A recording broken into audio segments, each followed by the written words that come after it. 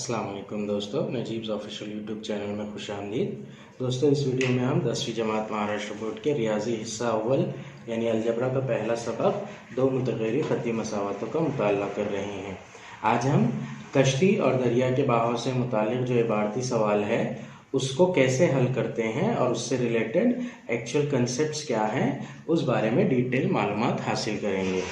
कश्ती और दरिया के बहाव से मुताल्लिक़ जो सवाल है उसको हल करने के लिए हमें कश्ती की रफ्तार इस कंसेप्ट को समझना बहुत ज़रूरी है। हमने हमारी रोज़मर्रा की ज़िंदगी में कई बार ये मुशाहिदा किया है कि अगर कोई ढलान सतह से पानी बह रहा है और उससे हम कोई हल्की चीज़ डालते हैं उसके अंदर तो वो तेज़ी से बह जाती है और उसकी सिमत पानी के बहाव की सिमत में ही होती है। मतलब ढलान से अगर पानी बह रहा है और उसमें हम कोई हल्की चीज़ डालते हैं तो पानी जिस सिमत में बहता है वो चीज़ भी उसी सिमत में बह जाती है और तेज़ी से बहती है। इसकी सिमत पानी के बहाव की सिमत में ही होती है। वहीं अगर इसी हल्की चीज़ को हम ऐसे पानी में डालें जो बह नहीं रहा है, मतलब साकिन है, तो वो पानी वो हल्की सी चीज़ अपनी जगह पर ही रुकी रहती है या फिर बहुत सुस्त रफ्तारी से बहती है। बचपन में हमने कागज़ की नाव बनाकर कई बार ये मुशाहिदा किया है और इसी कंसेप्ट को यूज़ करके हम ये सवाल हल करेंगे। जब कश्ती साकिन पानी में होती है, यानी कि जब कश्ती ऐसे पानी में सफ़र कर रही होती है जो ठहरा हुआ है, जो बहता ना हो, तो वहाँ पर कश्ती की स्पीड यानी रफ्तार पर कोई असर नहीं होता है। लेकिन जब दरिया का पानी या कश्ती जहाँ जो भी पानी में सफ़र कर रही है वो बह रहा होता है तो पानी के बहाव की वजह से कश्ती की रफ्तार पर भी असर होता है। कश्ती की रफ्तार या तो बढ़ सकती है या फिर कश्ती की रफ्तार कम हो सकती है। ऐसा क्यों होता है, आइए हम देखते हैं।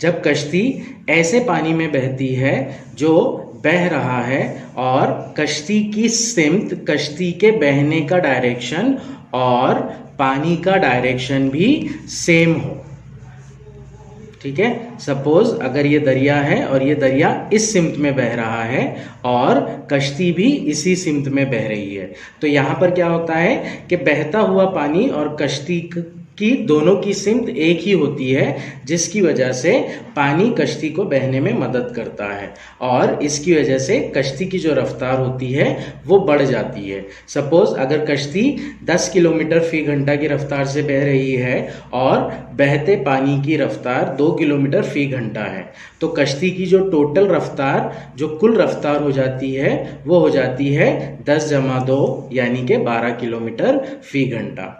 यहाँ पर होता क्या है कि बहता हुआ पानी सेम डायरेक्शन में होता है कश्ती के सफ़र के डायरेक्शन में, इसलिए वो मदद करता है कश्ती को बहने के लिए। इसलिए कश्ती की रफ्तार बढ़ जाती है और दोनों की रफ्तार मिलाकर, यानी कि दरिया के बहाव की रफ्तार और कश्ती के बहाव की कश्ती की रफ्तार, इन दोनों को मिलाकर कश्ती की रफ्तार होती है। वहीं अगर कश्ती ऐसे पानी में सफ़र कर रही है जो कश्ती की सिमत से, कश्ती के सफ़र की सिमत से अपोजिट डायरेक्शन में बह रहा हो। सपोज अगर कभी दरिया इस सिमत में बह रहा है और कश्ती इस सिमत में सफ़र कर रही है, तो यहाँ पर क्या होता है कि बहता हुआ पानी कश्ती को सफ़र करने में मज़ाहमत पैदा करती है, यानी कि उसको अपोज करती है, जिसकी वजह से कश्ती की रफ्तार पानी के बहाव के रफ्तार के मसावी में कम हो जाती है। सपोज अगर कभी कश्ती की रफ्तार यहाँ पर 10 किलोमीटर फी घंटा है और पानी के बहाव की रफ्तार 2 किलोमीटर फी घंटा है, तो यहाँ पर कश्ती की असल रफ्तार हो जाएगी 8 किलोमीटर फी घंटा।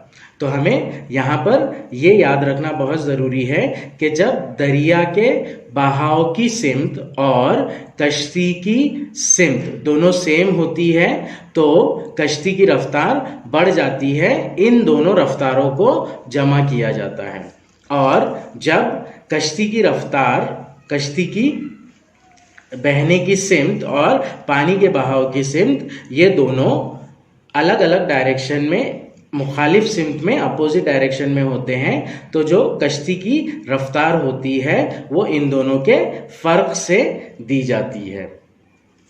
यहां पर एक बात और याद रखना है हमें कि जब कश्ती और दरिया दोनों एक ही सिमत में बहते हैं तो उसे मुवाफिक सिमत में कहते हैं। यहां पर कहा जाएगा कि दरिया कश्ती के बहाव के मुवाफिक सिमत में सफर कर रही है, इसे कहते हैं मुवाफिक सिमत। और जब कश्ती अपोजिट डायरेक्शन में और दरिया के पानी का बहाव अपोजिट डायरेक्शन में, दोनों एक दूसरे के मुखालिफ सिमत में है, तो हम कहेंगे कि कश्ती दरिया के बहाव के मुखालिफ सिमत में सफर कर रही है। तो इस तरीके से हमें याद रखना है कि जब मुवाफिक सिमत में कश्ती सफर कर रही है तो कश्ती की असल रफ्तार और दरिया के बहाव की रफ्तार दोनों को ऐड करके कश्ती की रफ्तार दी जाएगी। और जब कश्ती दरिया के बहाव के मुखालिफ सिमत में सफर कर रही है तो कश्ती की रफ्तार और दरिया के बहाव की रफ्तार इन दोनों के फर्क से कश्ती की रफ्तार को दिया जाएगा। मुवाफिक सिमत में कश्ती की रफ्तार क्या होती है, मुखालिफ सिमत में कश्ती की रफ्तार क्या होती है, इस कंसेप्ट को याद रखने के अलावा हमें रफ्तार से मुताल्लिक एक बेसिक कंसेप्ट भी याद रखना है और जो हमें इस सवाल में यूज करना है। पिछली जमातों में हमने पढ़ा है कि रफ्तार मसावी फासला बटे वक्त होता है, ये ज़ाब्ता हमने पिछली जमातों में पढ़ा है। इस ज़ाब्ते को इस्तेमाल करके हमें वक्त का ज़ाब्ता बनाना है, इसे अल्टर करके हम वक्त मसावी फासला बटे रफ्तार ये ज़ाब्ता बनाएंगे और इसे इस्तेमाल करके हम सवाल हल करेंगे। तो आइए अब हम सवाल की जानिब बढ़ते हैं।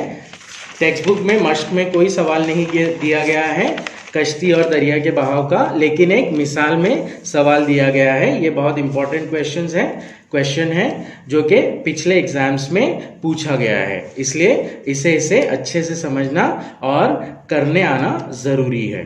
मिसाल नंबर 3 है ये, सफ़ा नंबर 23 की। एक कश्ती 6 घंटे में दरिया के बहाव के मुखालिफ सिमत में 16 किलोमीटर और बहाव के मुवाफिक सिमत में 24 किलोमीटर जाती है। यहाँ पर पहली कंडीशन दी गई है, सवाल में 2 कंडीशंस दी गई हैं, जिसमें से पहली कंडीशन है कि जब कश्ती 6 घंटे का सफर तय करती है तो वो सफर ऐसे तय करती है कि दरिया के बहाव के मुखालिफ सिमत में 16 किलोमीटर और दरिया के बहाव के मुवाफिक सिमत में 24 किलोमीटर का फासला तय करती है। पहली कंडीशन में हमें दिया गया है एक कश्ती 6 घंटे में दरिया के बहाव के मुखालिफ सिमत में 16 किलोमीटर और बहाव के मुवाफिक सिमत में 24 किलोमीटर जाती है। 6 घंटे वो ट्रैवल कर रही है, 16 किलोमीटर बहाव के मुखालिफ सिमत में ट्रैवल कर रही है और 24 किलोमीटर मुवाफिक सिमत में ट्रैवल कर रही है। दूसरी कंडीशन में दिया गया है वही कश्ती 13 घंटे में दरिया के बहाव के मुखालिफ सिमत में 36 किलोमीटर और बहाव के मुवाफिक सिमत में 48 किलोमीटर जाती है। यही कश्ती 13 घंटे सफर कर रही है, जिसमें से वो दरिया के बहाव के मुखालिफ सिमत में 36 किलोमीटर ट्रैवल कर रही है और दरिया के बहाव के मुवाफिक सिमत में 48 किलोमीटर ट्रैवल कर रही है।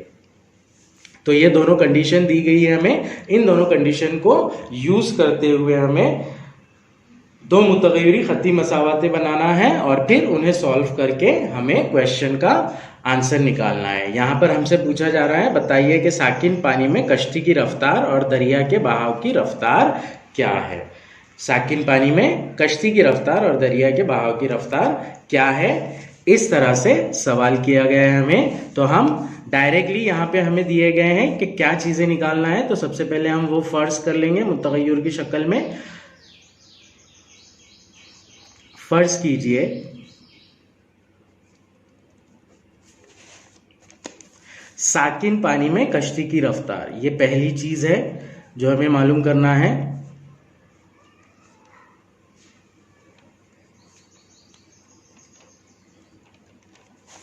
मसावी x, फर्ज हम इकाई के साथ में करेंगे, x किलोमीटर फी घंटा। ये पहली क्वांटिटी है जो हमें निकालना है। दूसरी चीजें हमें निकालना है दरिया के बहाव की रफ्तार। तो उसे हम y फर्ज कर लेंगे। दरिया के बहाव की रफ्तार मसावी y किलोमीटर फी घंटा। तो यहां पर जब भी कश्ती दरिया के बहाव के मुखालिफ सिमत में ट्रैवल करेगी तो इन दोनों का फर्क लेंगे हम, x और y का फर्क लेंगे। जब कश्ती दरिया के बहाव के मुखालिफ सिमत में बहती है तो उसकी रफ्तार x मनफी y हो जाएगी, और जब कश्ती दरिया के बहाव के मुआफिक सिमत में बहती है तो उसकी रफ्तार x जमा y हो जाएगी। यह भी हमने डिस्कशन में समझा है। तो वो लिख देंगे हम, कश्ती दरिया के बहाव के मुखालिफ सिमत में सफर करती है तो उसकी रफ्तार x मनफी y, यानी कि कश्ती की रफ्तार माइनस दरिया के बहाव की रफ्तार किलोमीटर फी घंटा होगी।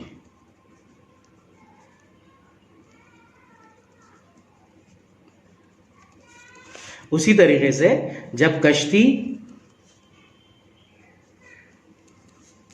दरिया के बहाव के मुवाफिक सिमत, यानी दोनों सेम डायरेक्शन में होते हैं, तो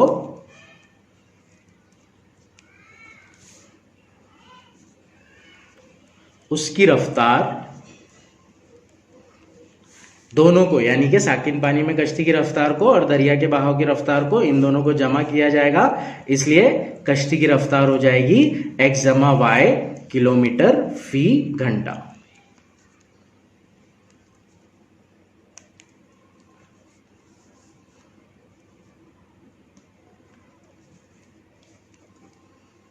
तो 24 किलोमीटर फी घंटा हो जाएगी। अब ये तो हो गई हमारी दोनों रफ्तार के लिए मिक़दारें। जब कश्ती दरिया के बहाव के मुखालिफ सिमत में है तो x माइनस वाई ये रफ्तार होगी, और जब कश्ती दरिया के बहाव के मुआफिक सिमत में सफर कर रही है तो रफ्तार उसकी x जमा y हो जाएगी। अब हमें इन दोनों कंडीशंस का इस्तेमाल करके मसावाते बनाना है। पहली कंडीशन है कि 6 घंटे का वक्त कश्ती ने लिया है 16 किलोमीटर मुखालिफ सिमत में सफर करके और 24 किलोमीटर मुआफिक सिमत में सफर करके।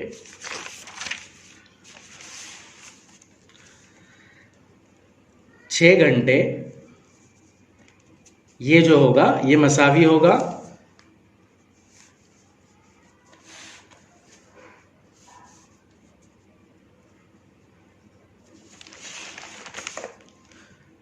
16 किलोमीटर मुआफिक सिमत,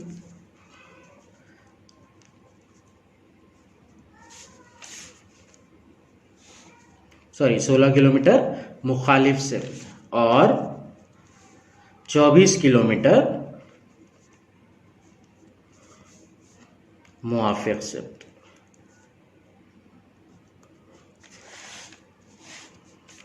तो इसके लिए जितना वक्त लगेगा जमा इसके लिए जितना वक्त लगेगा वो होगा कुल 6 घंटे। यानी कि 16 किलोमीटर मुखालिफ सिमत में सफर करने के लिए दरकार वक्त जमा 24 किलोमीटर मुआफिक सिमत में सफर करने के लिए दरकार वक्त, ये दोनों मिलाकर 6 घंटे होगा।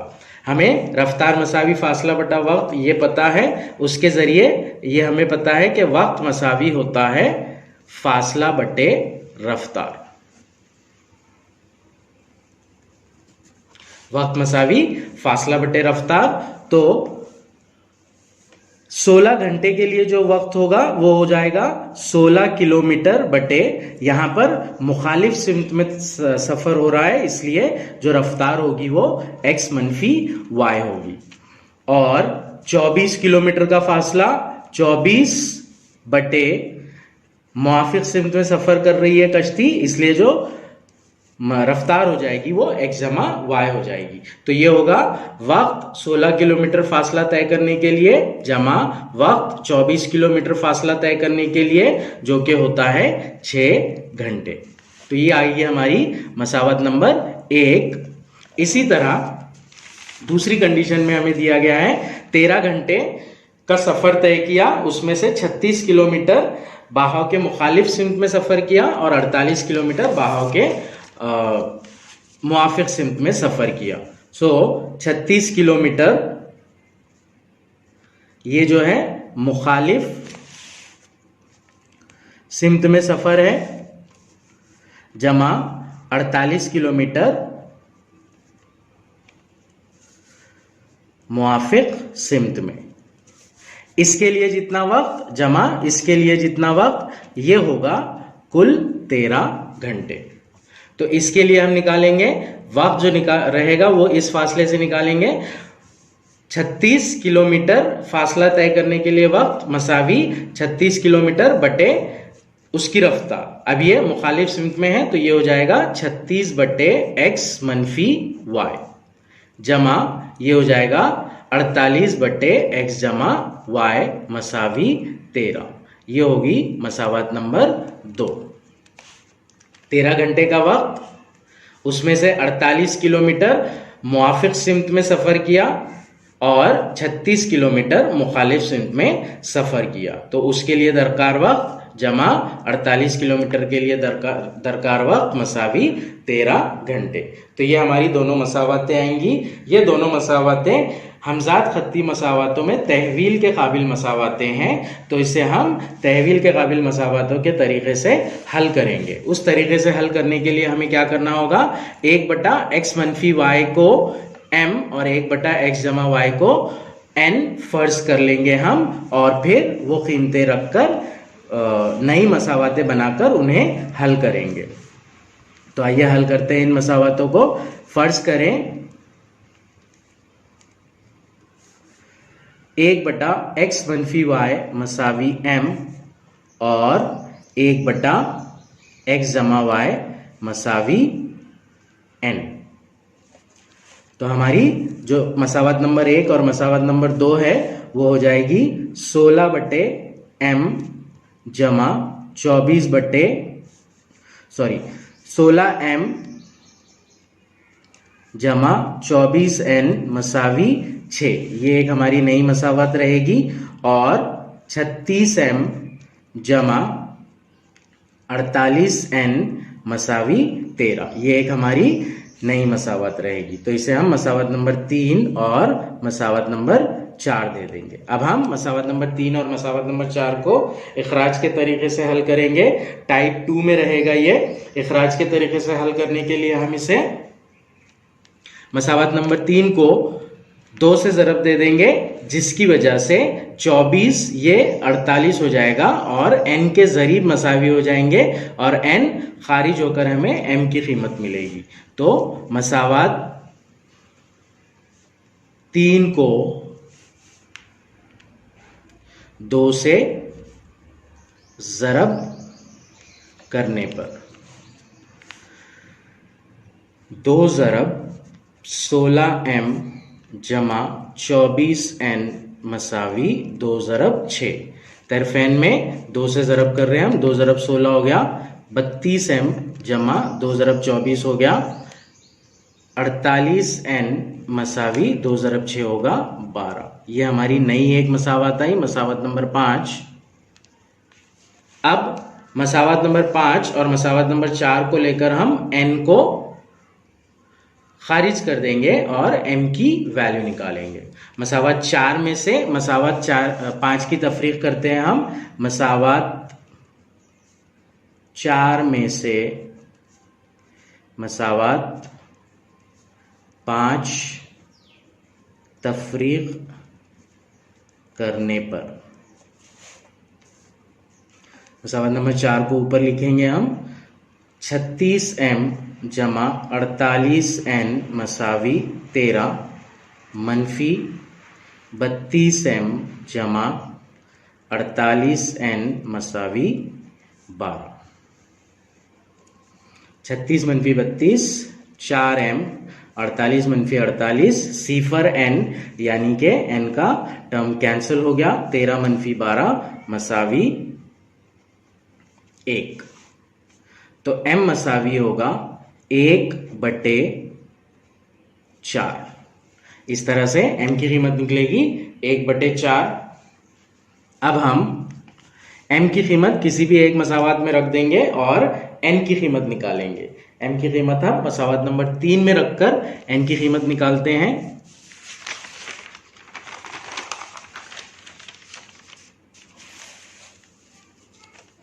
मसावात 3 में m मसावी 1/4 रखने पर मसावात नंबर 3 है हमारी 16m जमा 24n मसावी 6। 16m जमा 24n मसावी 6। 16 ज़रब m की जगह हमें 1/4 रखना है, जमा 24n मसावी 6। 4 एकन 4, 4 चौक 16, 4 एकन 4, ये होगा 4 जमा 24n मसावी 6। ये 6 इधर आकर तफरीक में आ जाएगा, यहां पर बचेगा 24n मसावी 6 मनफी 4, 24n मसावी 2, n होगा 2/24। मुख्तसर करेंगे, 2 एकन 2, 2 एकन 2, 2 दूनी 4, यानी कि n की कीमत आएगी 1/12।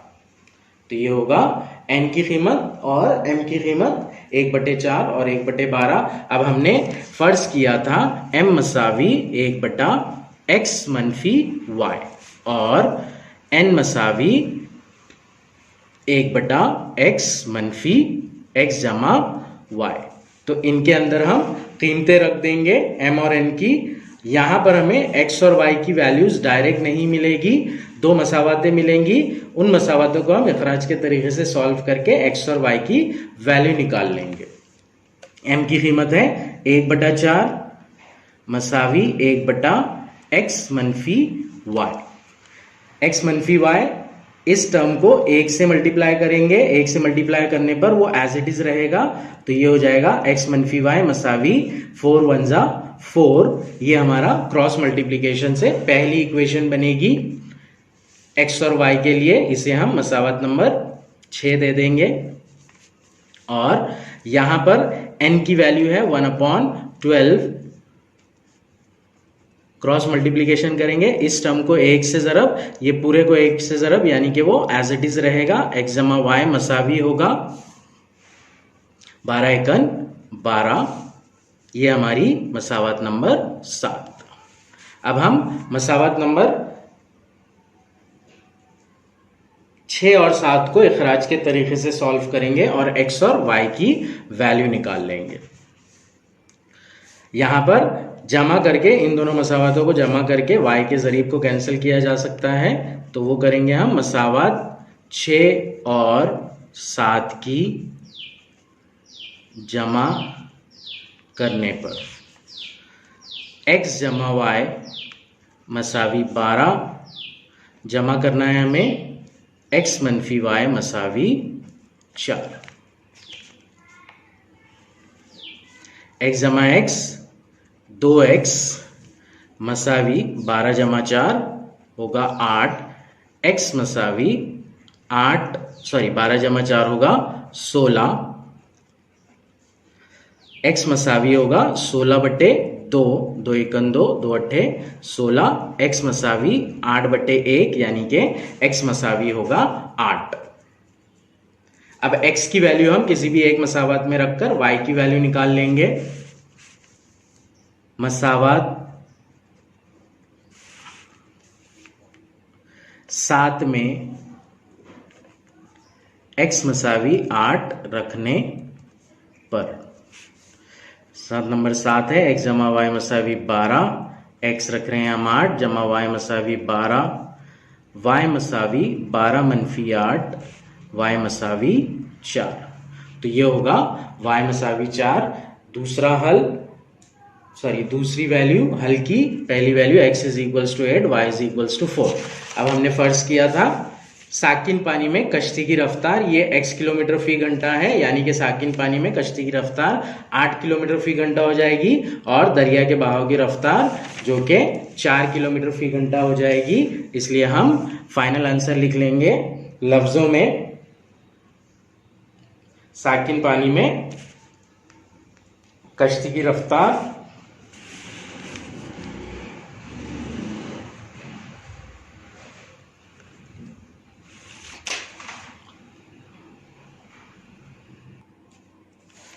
साकिन पानी में कश्ती की रफ्तार 8 किलोमीटर फी घंटा होगी और दरिया के बहाव की रफ्तार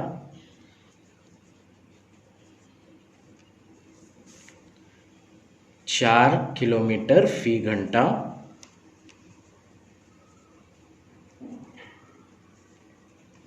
होगी। तो ये होगा हमारा फाइनल आंसर।